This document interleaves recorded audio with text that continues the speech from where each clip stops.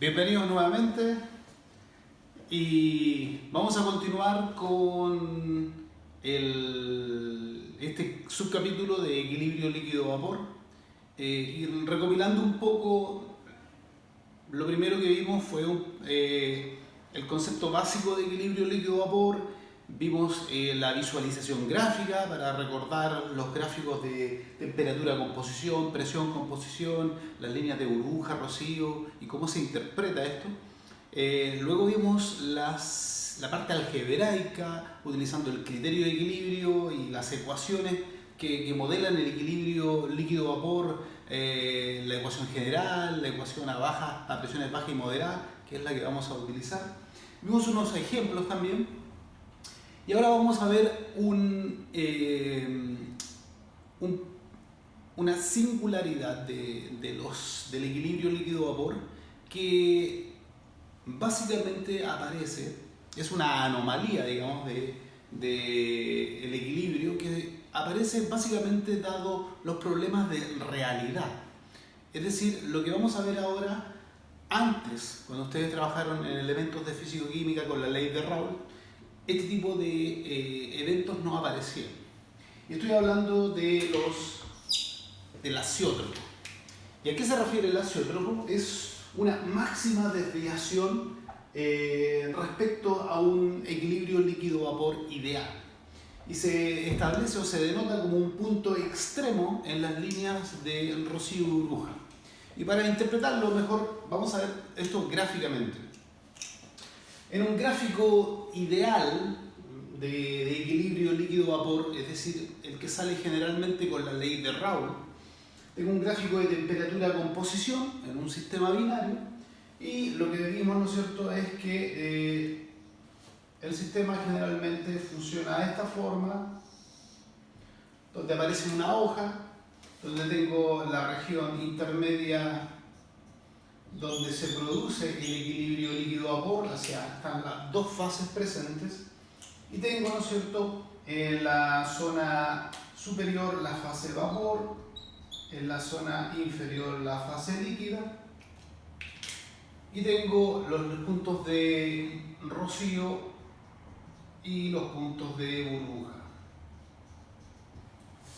Aquí los puntos extremos corresponden a las temperaturas de saturación o de ebullición de los compuestos puros, la temperatura del compuesto 1, a la presión del sistema, que es fija en este caso, y la temperatura de ebullición o saturación del compuesto 2.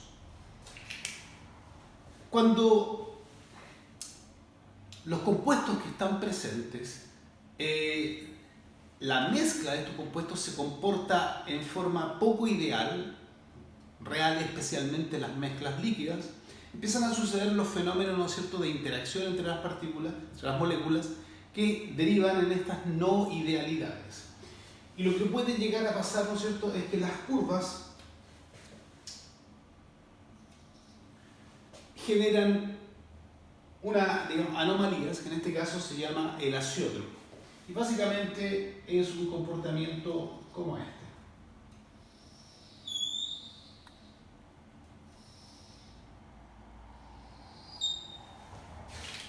Y podemos pasar de un equilibrio líquido-vapor ideal a algo como esto, donde tengo unas dos zonas de equilibrio líquido-vapor. Tengo la fase líquida en la parte de abajo, la fase vapor en la parte de arriba. Y se me genera este punto extremo que puede ser un máximo o puede ser un mínimo. Por lo tanto, la curva de los puntos de rocío tiene un máximo igual que los puntos de burbuja. Este punto es el azeótropo. Es un punto extremo desde el punto de vista matemático. Por lo tanto, a esta se le llama, ¿no es cierto?, la composición azeotrópica, y esta será la temperatura azeotrópica. Ahora, ¿qué gracia tiene o qué características tiene el azeótropo? algunas características.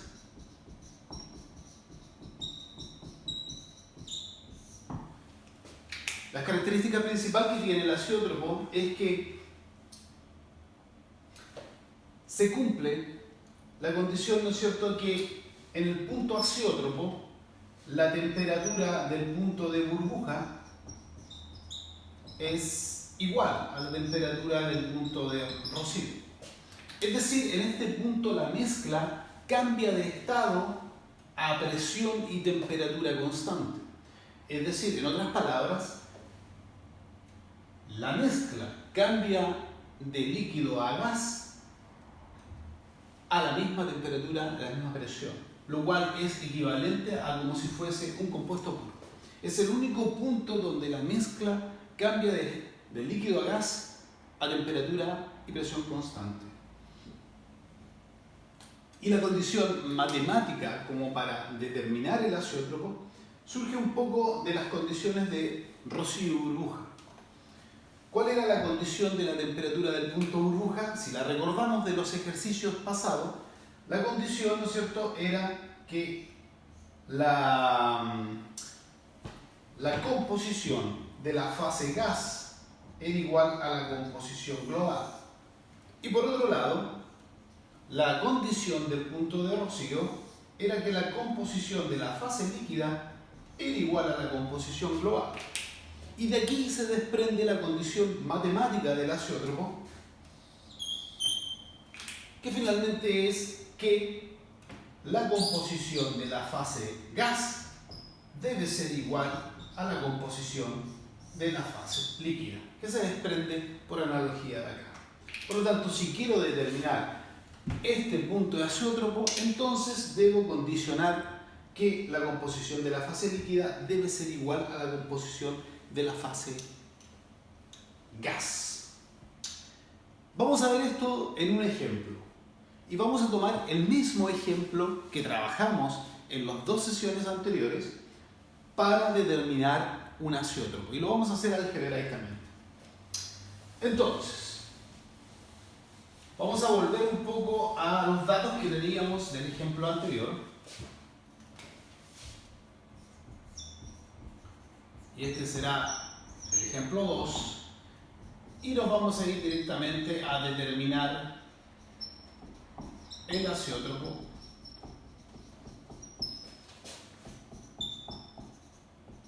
para la mezcla al 80% molar de agua, que es el compuesto 1, más el 20% de propanol, que es el compuesto 2. Teníamos todos los datos, recuerden, ¿no es cierto? Teníamos las constantes de Antoine para el sistema agua y metanol, ¿no es cierto? Tenemos las constantes de Antoine que nos permiten calcular las presiones de saturación. Tenemos las constantes de Van Laar que nos permiten determinar los coeficientes de actividad. Todo esto lo vimos, ¿no es cierto?, en los ejercicios anteriores. Por lo tanto, lo que necesito ahora es cómo determino este punto azeótropo. Primero, también es ver si existe el punto azeótropo, porque en rigor no lo sabemos, a lo mejor no existe para este sistema. Y eso lo vamos a determinar. Por lo tanto, lo primero siempre es plantear las ecuaciones de equilibrio. Y esto es la ecuación de equilibrio para el compuesto 1 y la ecuación de equilibrio para el compuesto 2. Colocamos nombre, ecuación 1, ecuación 2. Y tengo mi sistema de ecuaciones. Pero ahora voy a agregar la condición de azeótropo. Y la condición de azeótropo dice que I1 es igual a X1. Y esta le llamo la ecuación 3. Esto es la condición de azeótropo, que lleva acento al azeótropo. Con esto, entonces, puedo ir a ver qué es lo que tengo y qué es lo que no tengo. ¿Cuáles son mis datos? Primero, olvidé mencionar, recuerden que esto estaba a presión de 1 bar.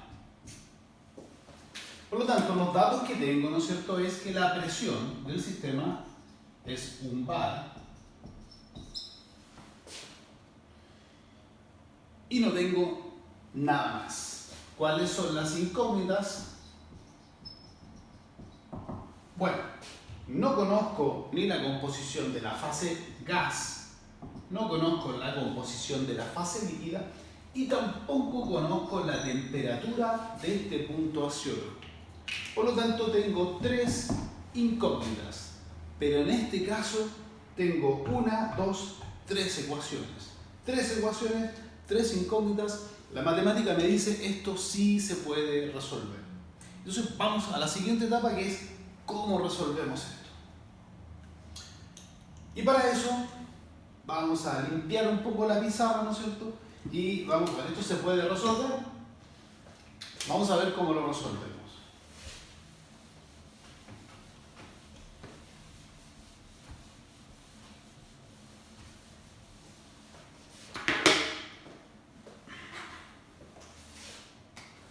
Reescribo la ecuación. Compuesto 1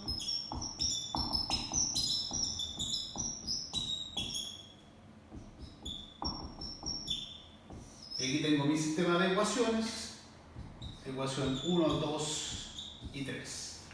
Entonces, lo primero es empezar a jugar algebraicamente con esto para ver si se puede simplificar. Y claramente, si yo reemplazo la ecuación 3 en la ecuación 1, al saber que I1 es igual a X1, entonces se va esto.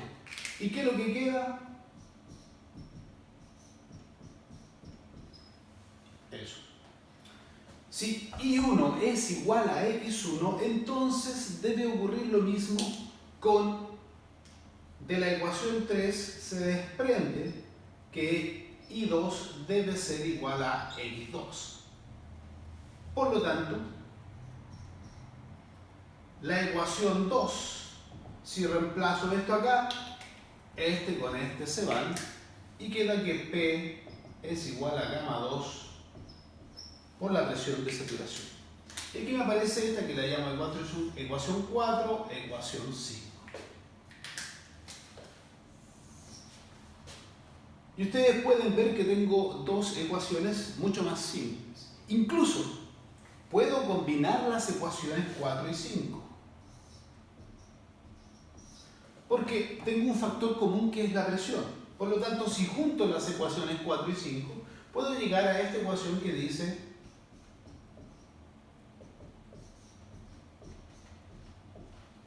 que la llamo ecuación 6. Básicamente lo que acabamos de hacer es jugar algebraicamente para tratar de simplificar. Ahora tengo que ver cuál de estas nuevas ecuaciones me sirve. Recordemos cuáles son mis incógnitas. X1, Y1 y la temperatura.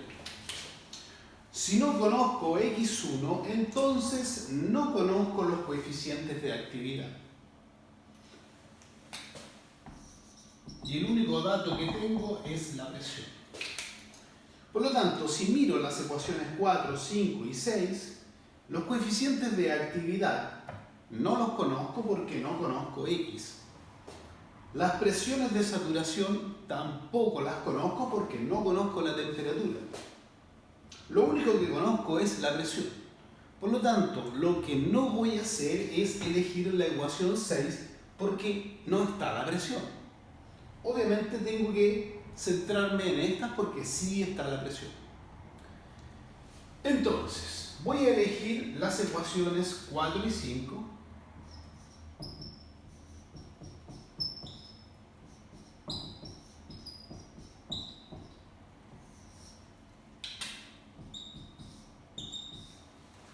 Para resolver esto.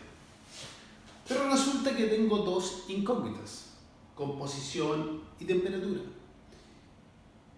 Y lamentablemente, la composición está metida dentro del coeficiente de actividad con una exponencial. Porque recuerden que el gamma 1 es el logaritmo del gamma 1, etcétera, etcétera.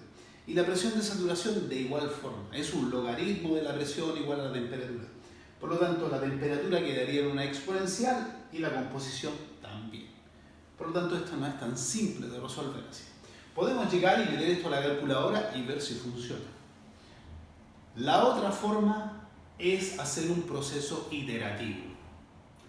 Y nuevamente, aquí tengo dos incógnitas. ¿Cuáles incógnitas me quedan aquí? La temperatura y la composición de la fase líquida. Dentro de los gamma y la temperatura dentro de la presión de saturación. Por lo tanto, tengo que hacer un proceso iterativo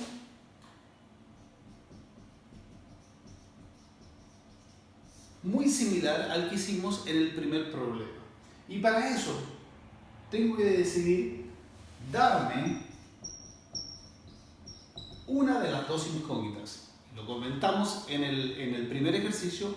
En este caso, lo que conviene es darse x1, porque es una variable acotada entre 0 y 1.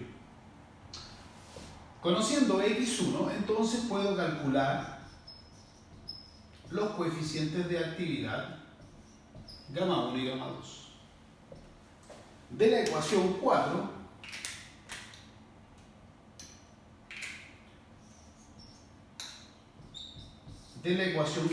entonces puedo despejar la presión de saturación del compuesto 1. Con esta presión de saturación, entonces puedo determinar una temperatura que la voy a llamar temperatura T1.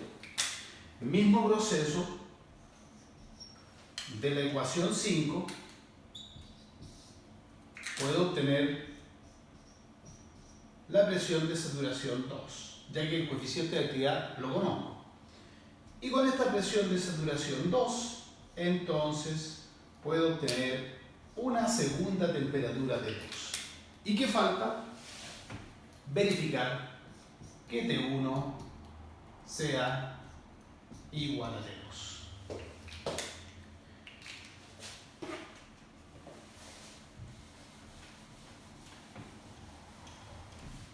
El procedimiento iterativo muy similar al caso anterior, pero un poco más simple porque las ecuaciones son más simples. Si ustedes tienen calculadoras donde pueden ingresar las fórmulas, entonces inténtenlo, para que confíen en su calculadora. Es importante que hagan una prueba, ¿no es cierto? Porque este es un sistema de ecuaciones que se ve simple acá, pero cuando reemplazo los coeficientes de actividad y las presiones de saturación, resulta ser un sistema de ecuaciones exponencial. Y traten de resolverlo con su calculadora. Puede ser que funcione. Necesito que ustedes confíen en su calculadora. Si ustedes no confían en su calculadora, entonces sigan este método que está acá. Voy a hacer exactamente lo mismo que hice antes. Voy a hacer un par de ejemplos.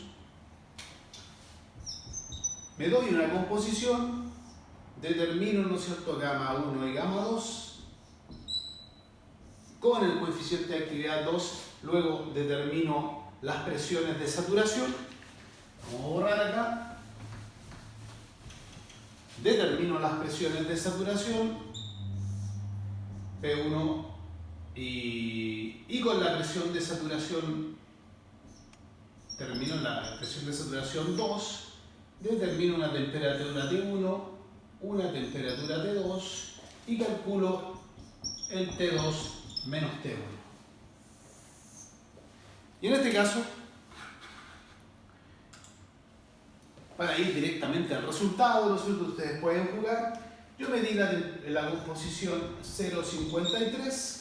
El coeficiente de actividad del compuesto 1 da 1.2716. El coeficiente de actividad del compuesto 2 da 1,1407. La presión de saturación del compuesto 1 78,64. Para el compuesto 2, 87,67. La temperatura T1 da 366,4 y la otra da 366,5. La diferencia es 0,05. Y esa diferencia está bastante buena, ¿no es cierto? 5 centésimas de grado Celsius, perfecto. Si esta diferencia, ¿no es cierto?, les da 1 grado Celsius, 2 grados Celsius, tal vez ustedes deban seguir iterando. Pero si esto da 0,1 grados Celsius, eso está bien, perfecto. Por lo tanto, ¿qué puedo decir de este análisis? Que la composición del punto azeótropo es igual a 0,53 y la temperatura del azeótropo es igual a 366 más o menos, ¿no es cierto?, 45 Kelvin.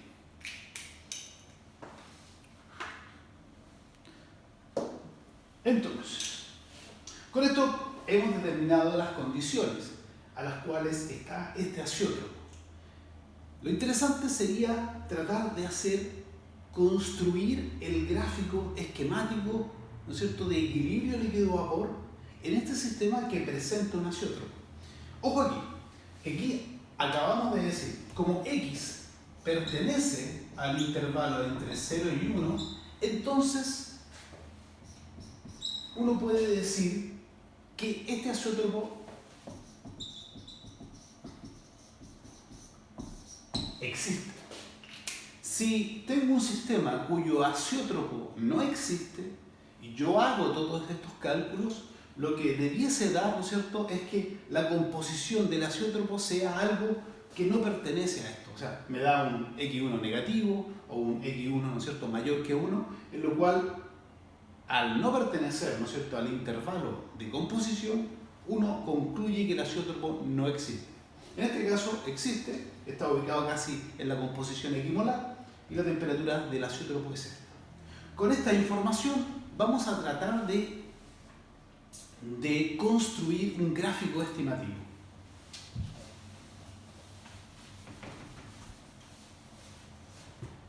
Si vamos con el gráfico, bien grande,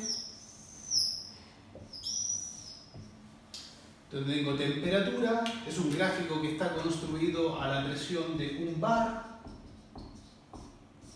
la presión fija. Aquí tengo la composición del agua, la composición global del agua. Aquí tengo 0, aquí tengo 1. Aquí, en otras palabras, tengo 100% agua y aquí tengo 100% propanol. Recuerden, no era acetona, propanol. Por lo tanto, tengo el gráfico y ¿qué es lo que necesito para poder calcular esto? Primero necesito los extremos, pero los extremos son las temperaturas de ebullición o de saturación de los compuestos puros a 1 bar. A 1 bar, ¿cuál es la temperatura de ebullición del agua? No necesitan calcularla, ya la saben. 100 grados Celsius a 1 bar. Eso es 373 Kelvin. Lo voy a anotar por acá, ¿no es cierto? La temperatura de saturación del compuesto 1, que es agua, es 373 Kelvin. Lo sabemos. Necesito ahora la temperatura del compuesto 2.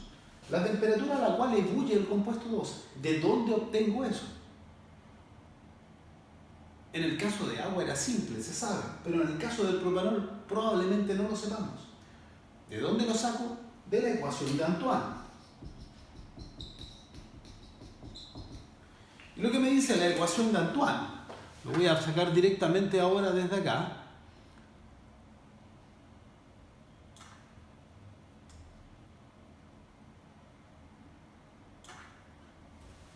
la temperatura de saturación o de ebullición, de acuerdo a la ecuación de Antoine, para el propanol es 370 Kelvin. Por lo tanto, tengo el segundo.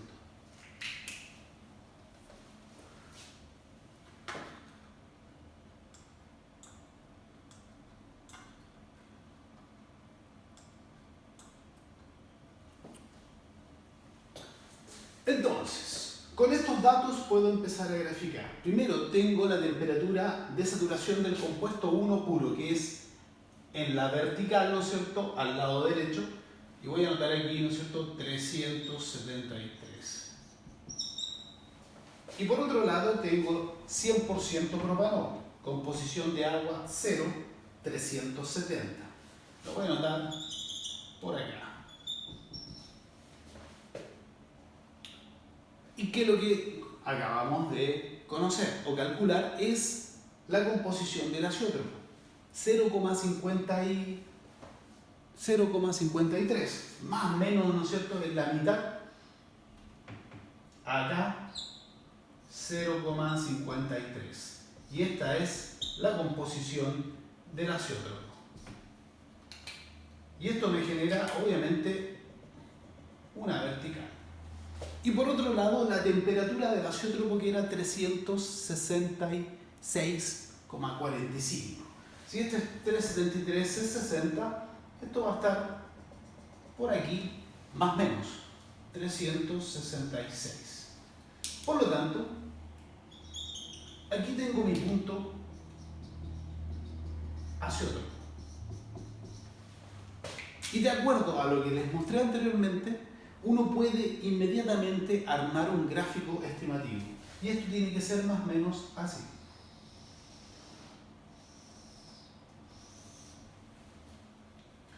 ¿Cuán anchas son estas hojas? No lo sabemos. Pero podemos más o menos darnos la idea de cómo, ¿no es cierto?, es el aspecto general, la curva de equilibrio líquido-vapor para el sistema agua-propanol. ¿Qué es lo que tengo acá, no es cierto? Tengo la zona de equilibrio líquido-vapor, donde coexisten ambas fases. En la parte superior tengo vapor y en la zona inferior tengo líquido. De esa forma puedo construir esquemáticamente, no es que sea perfecto, aquí los únicos datos perfectos son esto y los extremos, pero tengo una idea general de cómo funciona esto. De esa forma, ¿no es cierto?, podemos entrar a lo que viene después, que es hacer los cálculos de cómo podemos determinar algunas propiedades importantes para lo que es la ingeniería de procesos. Nos vemos en el siguiente.